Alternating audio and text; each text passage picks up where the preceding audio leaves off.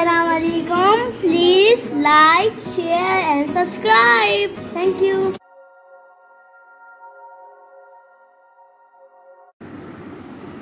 أعوذ بالله السميع العليم من الشيطان الرجيم من حمزه ونفخه ونفسه بسم الله الرحمن الرحيم ربي يسر ولا تعسر وتمم بالخير ربي زدني علما الذين يتخذون الكافرين أولياء من دون المؤمنين أيبتغون عندهم العزة فإن العزة لله جميعا وقد نزل عليكم في الكتاب أن إذا سمعتم آيات الله يكفر بها ويستهزأ بها فلا تقعدوا معهم حتى يخوضوا في حديث غيره إنكم إذا مثلهم إن الله جامع المنافقين والكافرين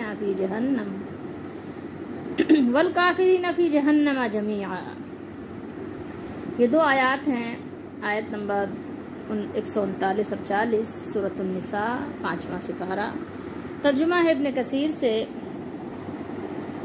الذین جو مومنوں کو یا وہ جو مومنوں کو چھوڑ کر کافروں کو دوست بناتے ہیں، یتخذون بناتے ہیں کافرین اولیاء، کافروں کو اولیاء بناتے ہیں، دوست بناتے ہیں. کیا وہ ان کافروں کے پاس یا کافروں کے یہاں، ٹھیک ہے، کافروں کے یہاں ترجمہ ہے من دون المؤمنین، مومنوں کے علاوہ کیا کافروں کے پاس یا کافروں کے یہاں عزت تلاش کرتے ہیں؟ یہ عزت کی بات یہاں ہے. ایبتغون، کیا وہ تلاش کرتے ہیں؟ یہ حمزہ استفہام کا ہے.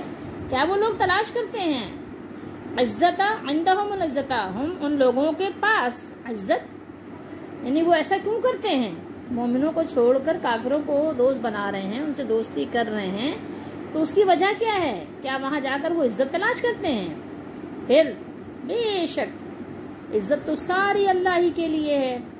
ٹھیک ہے، اللہ تعالیٰ نے یہاں بیان فرمایا فَإِنَّا، سو یقینی بات یہ ہے، یقیناً عزت ساری کی ساری، فَإِنَّ الْعِزَّةَ لِلَّهِ جَمِيعًا، عزت تو ساری اللہ کے لیے ہے. اللہ تعالیٰ کے پاس عزت ہے، عزتیں ہیں، جس کو وہ چاہے عزت تقسیم کرے، جسے چاہے اپنے پاس سے عزت والوں میں کر لے. عزت تو ساری اس کے پاس ہے، ساری عزتوں کا مالک تو اللہ ہے. تو یہاں پر اللہ تعالیٰ نے یہ صاف واضح فرما دیا.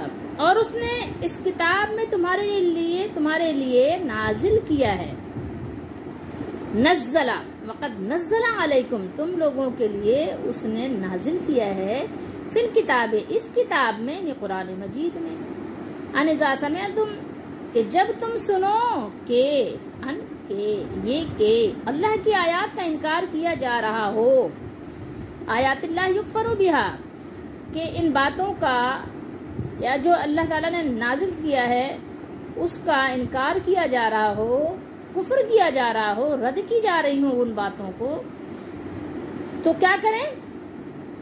یا ان کا مذاق اڑایا، وَيُسْتَهْزَئُوا، یا اس کا مذاق استہزاء کیا جا رہا ہو، مذاق اڑایا جا رہا ہو، یا ان کا مذاق اڑایا جا رہا ہو.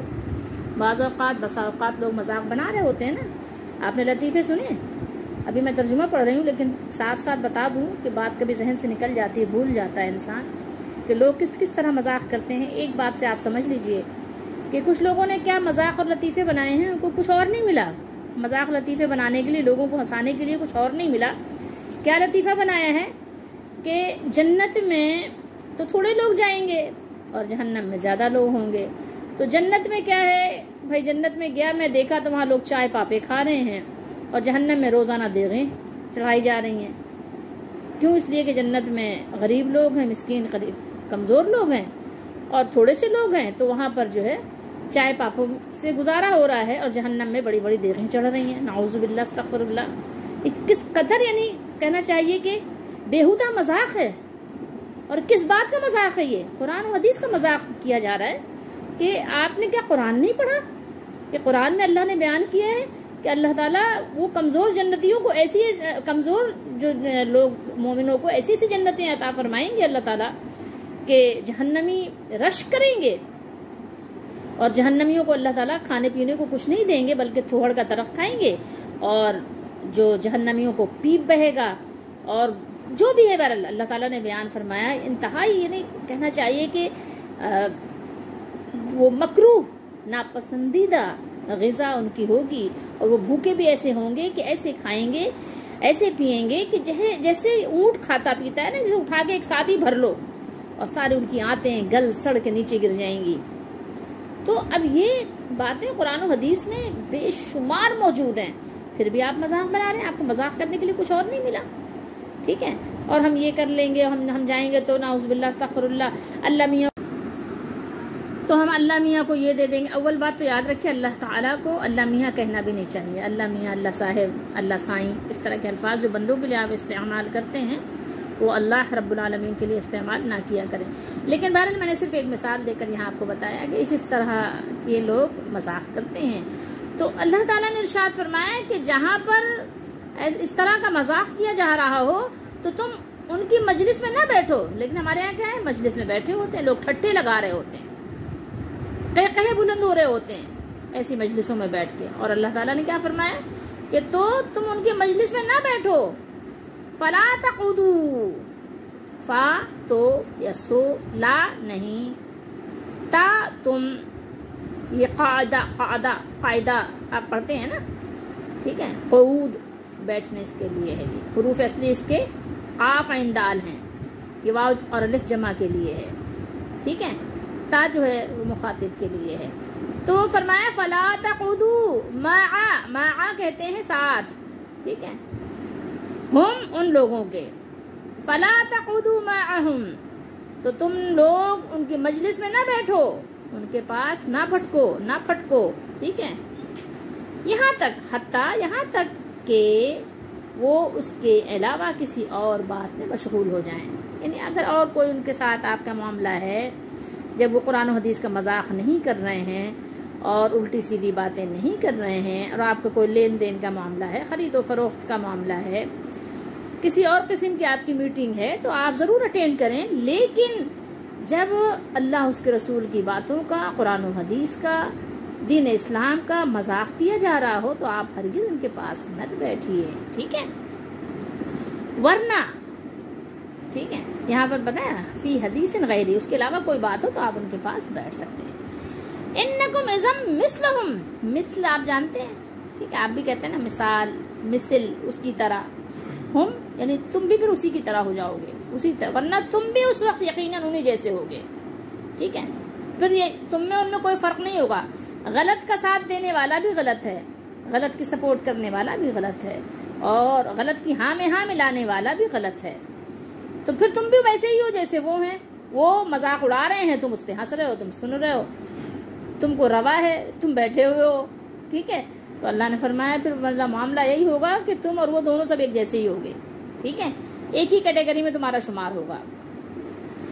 انا بے شک اللہ، ان اللہ جامع المنافقین، جمع فرمانے والے ہیں اللہ تعالیٰ، بے شک اللہ منافقوں والکافرین، اور کافروں سب کو جہنم میں جمع کرنے والے ہیں۔ اللہ تعالیٰ سب کو جمع فرمائیں گے۔ جمع کرنے والا ہے، یہ واحد کے صیغے کے لحاظ سے ٹھیک ہے، لیکن ہم اللہ تعالیٰ کی تعظیم اور ادب کی وجہ سے بولنا چاہتے ہیں کہ والے ہیں، ٹھیک ہے؟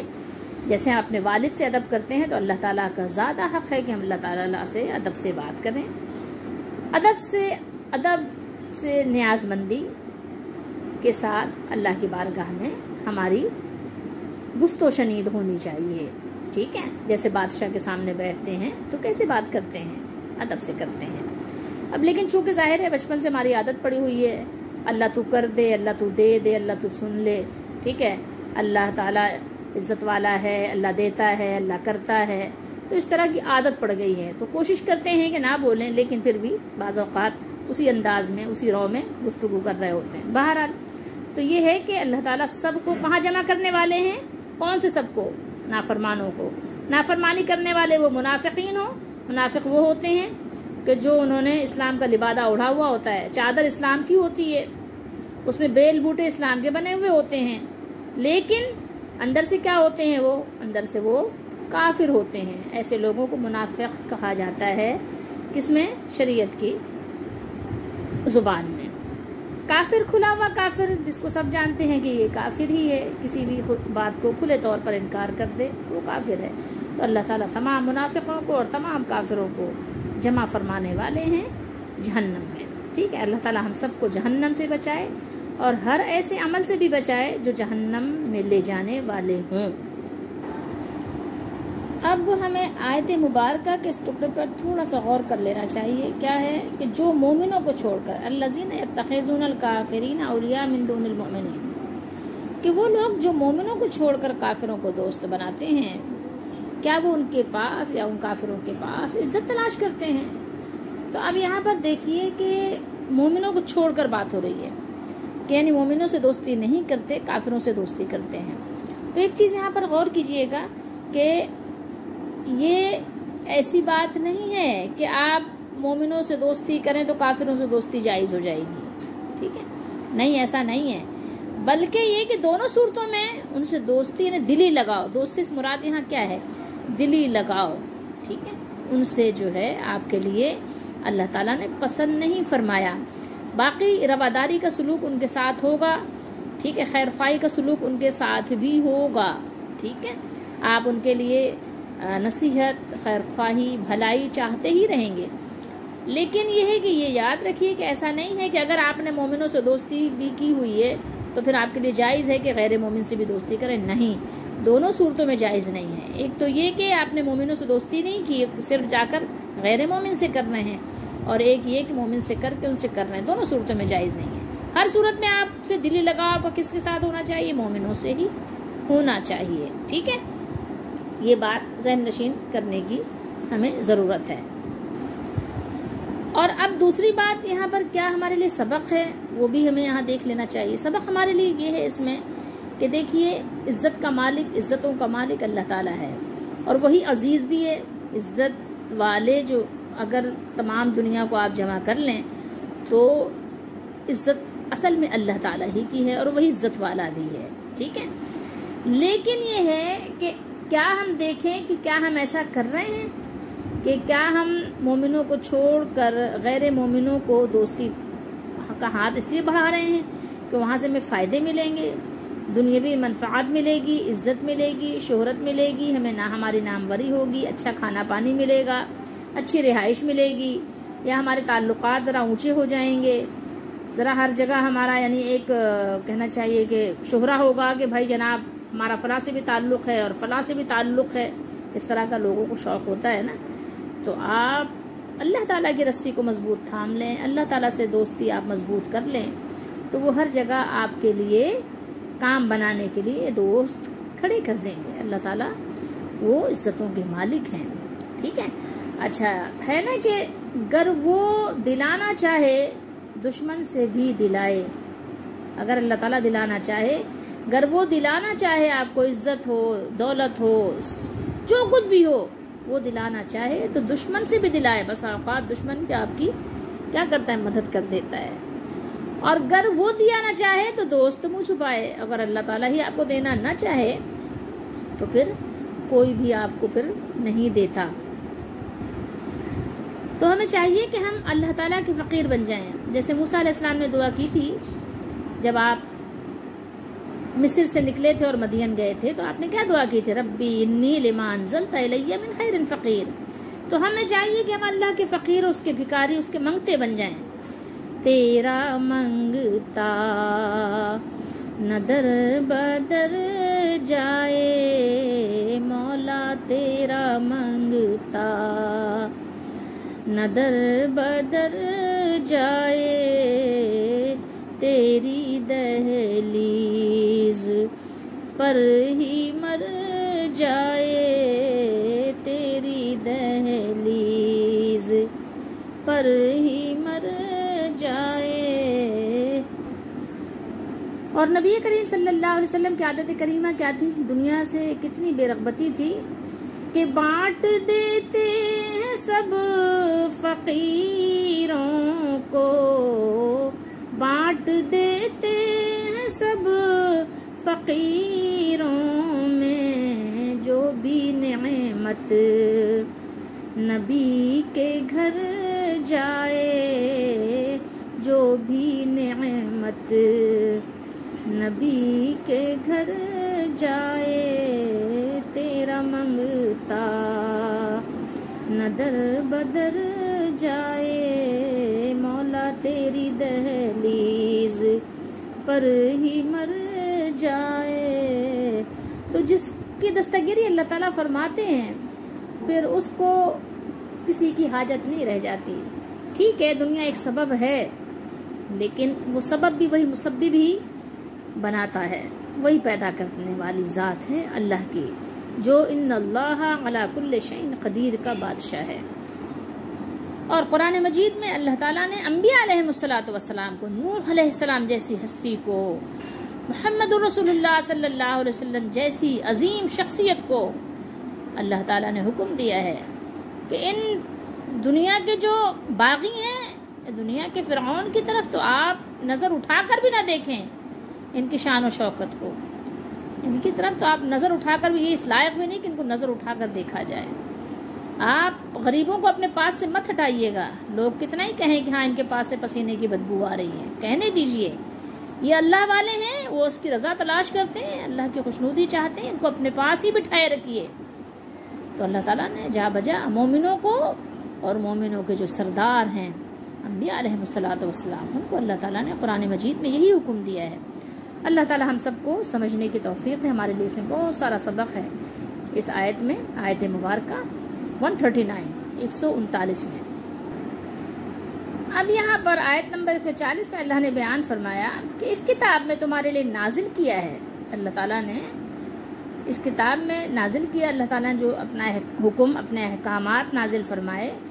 تو جب تم سنو کہ ان آیات کا انکار کیا جاتا ہے, ٹھیک ہے, انکار کیا جا رہا ہے, مذاق اڑایا جا رہا ہے, تو ایسی مجالس میں جن میں کتاب الہی کا انکار کیا جائے اور اللہ رب العالمین کی آیتوں کا مذاق اڑایا جائے, شرکت مت کیجیے. یہاں شرکت کرنے سے اللہ تعالیٰ نے منع فرما دیا. اور اسی حکم کی یاد تازہ کرائی جا رہی ہے کہ جو شخص ایسی مجلسوں میں شرکت کرے, ایسی مجلسوں میں بیٹھے, تو وہ بھی کیا ہے, گناہ میں برابر کا شریک ہے. تو اب یہاں پر آپ غور کر لیجئے کہ آپ جن مجلسوں میں شرکت کرتے ہیں وہ مجلسیں کیسی ہیں. اسی لیے اللہ کے نبی صلی اللہ علیہ وسلم نے ارشاد فرمایا, ایمان بچانے کے لیے اگر تمہیں تنہا رہنا پڑے تو تنہا رہو, کہ جب کوئی امام نہ رہے, جب کوئی امام نہ رہے تو پھر آپ نے کیا کرنا ہے, آپ کو تنہا رہنا ہے. دوستیاں کم کر دیجئے, میل جول کم کر دیجئے, مجالس کو اختیار کرنا کم کر دیجئے.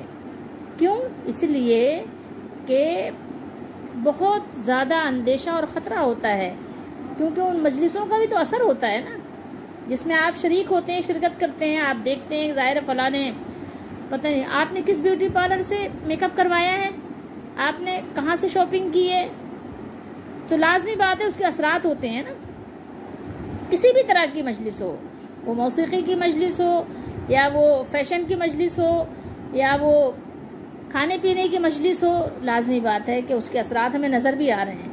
فلاں نے یہ پکایا تھا, ہم نے بھی یہ پکانا ہے, سادگی ختم ہوتی جا رہی ہے. ٹھیک ہے, تو یہ سب کیوں ہے, یہ سب اثرات ہیں. اور آج ہمارے جو یعنی میڈیا کے اثرات ہیں وہ تو ہمیں نظر آ ہی رہے ہیں, بچوں پہ بھی ہیں اس کے اثرات. ٹھیک ہے, قرآن سے ہم دور ہو گئے, کیوں ہو گئے, بس دنیا میں لگ گئے صبح و شام. اور شیطان نے ہم کو کیا کیا, تبکی دی کہ اللہ غفور الرحیم ہے, اللہ معاف کر دیں گے. بھائی نماز تو پڑھتے ہیں نا ماشاء اللہ سے, دیکھو تراویحاں بھی پڑھتے ہیں. بہت سے لوگ تراویح کو تراویح کہتے ہیں نا, تراویحاں بھی پوری پڑھتے ہیں, روزے رکھتے ہیں, نماز پڑھتے ہیں, صوم صلات کے بہت پابند ہیں. اچھا آپ نے اتنے پہ اکتفا کر لیا, ٹھیک ہے, تو یعنی آپ شاباشی کے مستحق ہیں. تو یہ ایسا نہیں ہے.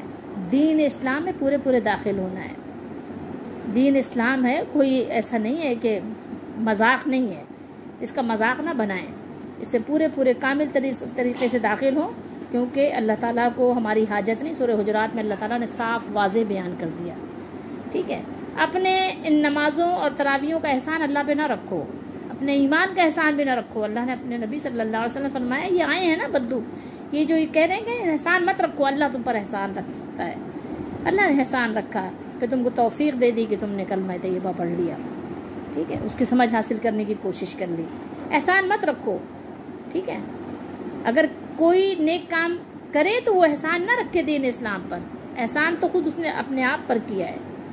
ٹھیک ہے, تو یہ باتیں ذرا سمجھنے کی ہیں، تھوڑی ہیں کٹھن، ثقیل ہے، لیکن یہ ہے کہ جب انسان سمجھنے کی کوشش کرے تو سمجھ آ جاتی ہیں۔ اللہ نے ہر ایک کو اتنی عقل دی ہے کہ وہ سمجھنا چاہے تو سمجھ سکتا ہے۔ اللہ تعالیٰ نے فرمایا بھی کہ قرآن مجید میں کہ قیامت کے دن اللہ تعالیٰ فرمائیں گے کہ کیا تم کو اتنی عقل نہیں دی تھی کیا کہ اگر تم سمجھنا چاہتے تو سمجھ لیتے؟ کیا تم کو اتنا وقت نہیں ملا تھا کیا دنیا میں کہ اگر تم سمجھنا چاہتے تو سمجھ لیتے؟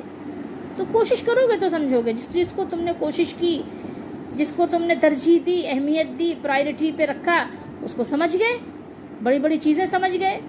اور نہیں سمجھنا چاہتے تو یہ جو آسان چیز ہے قرآن مجید کا سمجھنا کتنا آسان ہے، وہی سمجھنے کی کوشش نہیں کر رہے کیونکہ اس کو دور کر دیا نا۔ تو اگر آج غور کریں تو آج ہم پر صحبت کے بہت اثرات نظر آ رہے ہیں۔ ماں باپ کی صحبت کے اثرات نہیں ہیں، کیونکہ ماں باپ کے پاس تو بچے تھوڑی دیر ہوتے ہیں۔ بچوں کے پاس موبائل ہوتا ہے، اس کے اندر یوٹیوب پہ ہوتے ہیں، فیس بک پر ہوتے ہیں، اور اللہ ہی جانے کون کون سے آج کل جو ہے آپ کے اس میں۔ تو بہرحال گمراہی کے بہت سارے جو ہے وہ ہمارے پاس آلات موجود ہیں، انسٹرومنٹ موجود ہیں۔ اور پھر یہ کہ باہر نکلتے ہیں بچے اسکول، کالج، یونیورسٹی، اور پھر جب وہ کمانے نکلتے ہیں تو طرح طرح کی صحبتیں ہیں، تو ان کے اثرات ہیں، اور وہ اثرات بہت کہنا چاہیے کہ شدت کے ساتھ وہ نظر بھی آ رہے ہیں، اس کا مظاہرہ بھی آپ کے مشاہدے میں ہے۔ تو تمام طرح کی مجلسوں میں اور جلسوں میں جا کر جب آپ کو معلوم ہوگا، تو ضروری نہیں کہ جا کر رہنے، آپ جو آپ کے ہاتھ میں ہے، جس کے ذریعے سے آپ پوری دنیا سے آپ کا کنیکشن ہے، تو وہ بھی جلسوں ہی کی طرح ہیں، ٹھیک ہے، وہ بھی مجلسوں کی طرح ہیں، اور ان میں بھی بیٹھنے کا یہی حکم ہے کہ ظاہر ہے اس کے اثرات بھی ہو رہے ہیں، اثرات ہوئے بغیر تو نہیں ہے نا۔ تو اسی لیے اللہ تعالیٰ نے منع فرمایا کہ اگر ایسی جگہ آپ ہیں جہاں پہ اس طرح کے معاملات ہیں تو آپ ان سے احتراز کریں۔ اَيَبْتَغُونَ عِندَهُمُ الْعِزَّةَ، یہ ترجمہ ضیاء القرآن سے ہے، کیا وہ تلاش کرتے ہیں ان کے پاس عزت؟ دیکھیے یہاں پر منافقوں نے کافروں سے جو دوستی اختیار کی، اللہ تعالیٰ نے اس کی تردید کرتے ہوئے، اس کو رد کرتے ہوئے فرمایا اَيَبْتَغُونَ عِندَهُمْ، کیا یہ ان کے پاس، ان کے یہاں عزت حاصل کرنا چاہتے ہیں؟ پھر اللہ تعالیٰ نے فرمایا ہے کہ عزت تو سب اللہ وحدہ لا شریک کی ہے، اور اس کی جسے وہ عزت عطا فرما دے، ٹھیک ہے۔ جیسے کہ اللہ تعالیٰ نے سورہ فاطر میں ارشاد فرمایا من کانا یرید العزت فللہ العزت جمیعا، سورہ فاطر میں اللہ نے ارشاد فرمایا جو شخص عزت کا طلبگار ہے تو عزت سب اللہ کی ہے، جو شخص عزت کا طلبگار ہے تو عزت سب اللہ ہی کی ہے۔ اور فرمایا وَلِلَّهِ الْعِزَّةُ وَلِرَسُولِهِ وَلِلْمُؤْمِنِينَ وَلَكِنَّ الْمُنَافِقِينَ لَا يَعْلَمُونَ، سورہ منافقون میں اللہ نے فرمایا عزت اللہ کی ہے اور اس کے رسول کی اور مومنوں کی، اور البتہ منافق نہیں جانتے، ٹھیک ہے۔ تو یہ بات کہ اللہ نے ارشاد فرمائی کہ اگر جو ہے عزت اللہ تعالیٰ کے پاس ہے اور عزت ساری اللہ کے لیے ہے، تو اگر کبھی بائی مسٹیک میرے منہ سے نکل جاتا ہے، تو اگر جو ہے آپ کو عزت چاہیے تو اگر آپ اللہ اس کے رسول کے فرما بردار ہو جائیں گے تو آپ عزت والے ہو جائیں گے، کیونکہ عزتوں کا مالک اللہ ہے اور آپ کو عزت والوں میں شمار فرما لے گا اللہ تعالیٰ۔ تو اسی لیے اللہ تعالیٰ نے فرمایا کہ عزت اللہ کے لیے ہے اور اللہ تعالیٰ نے اپنے رسولوں کو عزت عطا فرمائی ہے۔ اللہ کے رسول عزت والے ہوتے ہیں، کیوں؟ اس لیے کہ وہ اللہ کے فرما بردار اطاعت گزار ہوتے ہیں، اور اللہ تعالیٰ ان کو عزتوں کے ساتھ دنیا میں مبعوث فرماتے ہیں۔ تو عزت اللہ کے رسولوں کے لیے ہے، اللہ کے رسولوں کے فرما بردار بن جاؤ تو خود بخود عزت والے ہو جاؤ گے، تمہارا نام دنیا میں باقی رہے گا۔ غور کرو، نبیوں کی زندگی میں غور کرو، کہیں اور نہیں جاؤ۔ اللہ کے نبی نے فرمایا نا قرآن کو تھام لو گمراہ نہیں ہوں گے، اپنے خطبہ حجۃ الوداع میں اللہ کے نبی نے فرمایا نا، مسلم شریف کے حدیث شریف ہے کہ تھام لو قرآن کو، کبھی گمراہ نہیں ہوگے۔ تو پڑھو قرآن مجید میں جتنے نبیوں کا اللہ نے ذکر کیا ان کو پڑھو. پھر جتنے نبیوں کا ذکر حدیث شریف میں ہے قرآن کے علاوہ، ٹھیک ہے، اس میں بھی آپ ان کی زندگی پڑھو.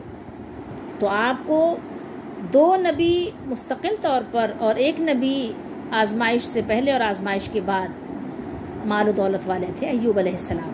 باقی داؤد علیہ السلام، سلیمان علیہ السلام کو اللہ تعالیٰ نے حکومت سلطنت کے ساتھ ساتھ نبوت بھی عطا فرمائی. ٹھیک ہے، نبوت کے ساتھ ساتھ ان کو حکومت و سلطنت بھی عطا فرمائی. تو ان کے پاس بہت مال و دولت تھا، لیکن کبھی انہوں نے دنیا کو خاطر میں نہیں رکھا، یاد الہی میں مصروف اور مشغول رہے. داؤد علیہ السلام کے بارے میں اپنے ہاتھ سے محنت کر کے روزی کھاتے تھے. بہترین روزی وہ جو اپنے ہاتھ سے محنت کر کے روزی کھائے. ایک دن روزہ رکھتے تھے اور ایک دن وہ افطار کرتے تھے. یعنی ایک دن اس طرح کا روزہ تھا. آپ تصور کر سکتے ہیں؟ کوئی مالدار، کوئی بادشاہ ہمارے زمانے کا تصور کر سکتا ہے کہ وہ ایک دن روزہ رکھے، ایک دن کھانا کھائے اور ٹوپی بنا کر، زرہ بنا کر بیچے اور اس سے روزی کھائے؟ وہ کوئی تصور میں لا سکتا ہے؟ یہ بات نہیں لا سکتا، ناممکن ہے. تو اب یہ دیکھیے کہ انبیاء علیہ الصلوۃ والسلام کو اللہ تعالیٰ عزت کے ساتھ دنیا میں بھیجتے ہیں تو وہ عزت والے ہوتے ہیں. عزت کی وجہ کیا ہے کہ ایک تو یہ کہ ظاہر وہ اللہ کے منتخب کردہ ہیں، اور دوسری بات یہ ہے کہ وہ اللہ تعالیٰ کی ایسی فرما برداری کرتے ہیں کہ وہ اپنی مثال آپ ہوتے ہیں. ٹھیک ہے، کوئی ان کی مثل غیر نبی وہ کام انجام دے ہی نہیں سکتا. ٹھیک ہے، تو اگر آپ کو عزت چاہیے تو آپ اللہ کے فرما بردار بن جائیں. اور اس کے بعد اللہ نے فرمایا وللمؤمنین. ٹھیک ہے، وللہ العزت ولرسولہ وللمؤمنین، اور مومنوں کے لیے بھی عزت ہے. تو مومنوں کے لیے عزت کیوں ہے؟ کیونکہ مومن اللہ اس کے رسول کے فرما بردار ہوتے ہیں. تو اللہ تعالیٰ نے مومنوں کو بھی عزت عطا فرمائی ہے دنیا میں بھی. آپ دیکھیں کتنے قریب ہیں، ان کے نام باقی رہتے ہیں. تو میں نے یہ بتایا کہ انبیاء علیہ السلام کے تذکرے قرآن و حدیث میں پڑھیں. کسی نے حویلیاں نہیں بنائی، کسی نے بلڈنگ نہیں بنائی، کسی کا نام اس لیے نہیں باقی ہے کہ انہوں نے بہت بڑی بڑی عمارتیں بنائی تو ان کا نام آج باقی ہے. بہت بڑے بڑے انہوں نے کوئی ایسے جو ہے محلات تعمیر کیے، کچھ بھی نہیں. اگر آپ ان کی زندگی میں دیکھیں گے تو انہوں نے کوئی ایسی تجارت کی منڈی قائم نہیں کی کہ جس کا آج شہر آفاق جو ہے کہ کہتے ہیں تذکرہ باقی ہو. انہوں نے کیا کیا؟ اللہ تعالیٰ کی فرما برداری کی، اللہ کے دین کی تبلیغ کی اور دنیا میں خود فقر و فاقہ سادہ زندگی بسر کی. بس آپ دیکھیں ان کا نام اللہ نے باقی رکھا. تمام جو اللہ تعالیٰ نے جن کو باقی رکھنا چاہا ان کے نام کو اللہ نے باقی رکھا. تو کس وجہ سے باقی رکھا؟ کیوں باقی ہے ان کا نام؟ ابراہیم علیہ السلام کے کارنامے کیا ہیں؟ حویلیاں بنائی انہوں نے، تجارت کی منڈیوں میں بڑی ترقی کی. کیا کیا انہوں نے؟ آپ پڑھیں، آپ کو خود معلوم ہو جائے گا. اسی طریقے سے سارے نبیوں کے معاملات ہیں اور پھر سارے مومنین کے جو تذکرے ہیں آپ دیکھ لیں، جن کا اللہ نے نام باقی رکھنا چاہا باقی رکھا. باقی عزت والے اللہ کی بارگاہ میں سب ہیں، چاہے ان کا نام دنیا میں باقی ہو یا باقی نہ ہو، لیکن اللہ تعالیٰ کی بارگاہ میں وہ عزت والے ہیں. تو اگر مجھے اور آپ کو بھی عزت چاہیے تو ہم اللہ والے بن جائیں، قرآن و حدیث پر، قرآن و سنت پر عمل کرنے والے ہو جائیں. تو مجھے اور آپ کو بھی اللہ تعالیٰ عزت والوں میں قبول بھی فرما لیں گے، شمار بھی فرما لیں گے. مقصود یہ ہے کہ جو شخص عزت کا طلبگار ہو تو اسے چاہیے کہ اسے اللہ ہی کی جناب سے عزت کو وہ طلب کرے، اس کی عبادت کرے، اس کی عبودیت کو اختیار کرے اور اپنے آپ کو اس کے مومن بندوں میں سے بنا لے جن سے اللہ تعالیٰ نے دنیا اور آخرت میں فتح و نصرت کے وعدے فرمائے ہیں. پھر آگے مزید اللہ تعالیٰ نے ارشاد فرمایا وَقَدْ نَزَّلَ عَلَيْكُمْ فِي الْكِتَابِ أَنْ إِذَا سَمِعْتُمْ آيَاتِ اللَّهِ يُكْفَرُ بِهَا وَيُسْتَهْزَأُ بِهَا فَلَا تَقْعُدُوا مَعَهُمْ حَتَّى يَخُوضُوا فِي حَدِيثٍ غَيْرِهِ إِنَّكُمْ إِذًا مِثْلُهُمْ.